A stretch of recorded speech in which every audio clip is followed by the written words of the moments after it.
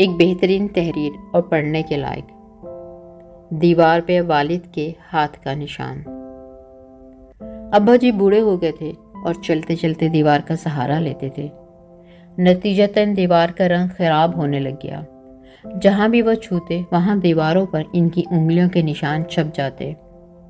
میری بیوی کو جب پتہ چلا تو وہ اکثر گندی نظر آنے والی دیواروں کے بارے میں مجھ سے شکایت کرتی۔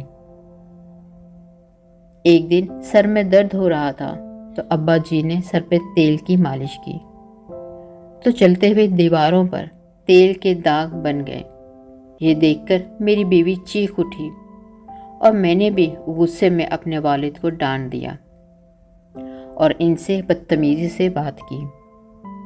انہیں مشورہ دیا کہ چلتے وقت دیواروں کو ہاتھ نہ لگائیں۔ وہ بہت غمگین نظر آنے لگے۔ مجھے اپنے رویے پہ شرمندگی بھی محسوس ہوئی مگر ان سے کچھ نہ کہا۔ ابا جی نے چلتے ہوئے دیوار کو پکڑنا چھوڑ دیا اور ایک دن وہ گر پڑے اور بستر سے جا لگے، جو ان کے لیے بستر مرگ بن گیا اور کچھ ہی دنوں میں ہم سے وہ رخصت ہو گئے۔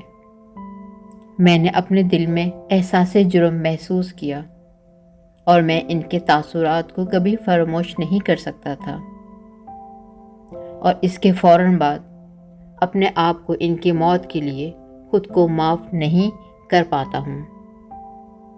کچھ دیر بعد ہم اپنے گھر کو پینٹ کروانا چاہتے تھے۔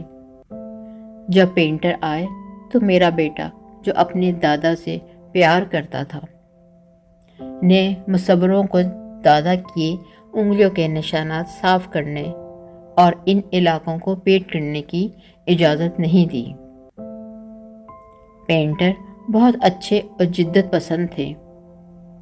انہوں نے اسے یقین دلایا کہ وہ میرے والد کے فنگر پرنٹس، ہینڈ پرنٹس کو نہیں ہٹائیں گے، بلکہ ان نشانات کے گرد ایک خوبصورت دائرہ بنا دیں گے اور ایک منفرد ڈیزائن بنائیں گے۔ اس کے بعد یہ سلسلہ جاری رہا اور وہ پرنٹس ہمارے گھر کا حصہ بن گئے۔ ہمارے گھر آنے والے ہر فرد نے ہمارے منفرد ڈیزائن کی تعریف کی۔ وقت کے ساتھ ساتھ میں بھی بوڑھا ہوتا گیا۔ اب مجھے چلنے کے لیے دیوار کا سہارے کی ضرورت تھی۔ ایک دن چلتے ہوئے مجھے یاد آئے اپنے والد سے کہے ہوئے وہ الفاظ اور سہارے کے بغیر چلنے کی کوشش کی تاکید۔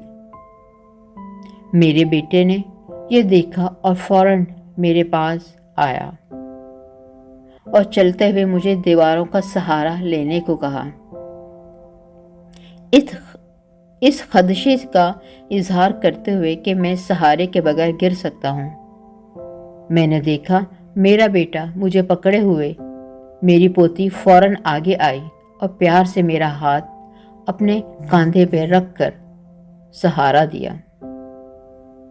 میں تقریباً خاموشی سے رونے لگا۔ اگر میں نے اپنے والد کے لیے بھی یہی کیا ہوتا تو وہ زیادہ دیر تک صحت مند اور خوش رہتے۔ میری پوتی نے مجھے ساتھ لیا اور صوفے پہ بٹھا دیا۔ پھر اس نے مجھے دکھانے کے لیے اپنی ڈرائنگ بک نکالی۔ اس کی استانی نے اس کی ڈرائنگ کی تعریف کی تھی اور اس کو بہترین ریمارکس دیے تھے۔ خاکہ دیواروں پر میرے والد کے ہاتھ کے نشان کا تھا۔ اس کے ریمارکس تھے: کاش ہر بچہ بڑوں سے اسی طرح پیار کرے۔ میں اپنے کمرے میں واپس آیا اور اپنے والد سے معافی مانگتے ہوئے رونے لگا، جو اب نہیں تھے۔ ہم بھی وقت کے ساتھ بوڑھے ہو جاتے ہیں۔ آئیے اپنے بڑوں کا خیال رکھیے اور اپنے بچوں کو بھی یہی سکھائیے۔ اپنے گھر والوں کو بھی بتائیں کہ ہم بزرگ قیمتی ہوتے ہیں۔ یہ دیواریں اور چیزیں قیمتی نہیں ہوتی۔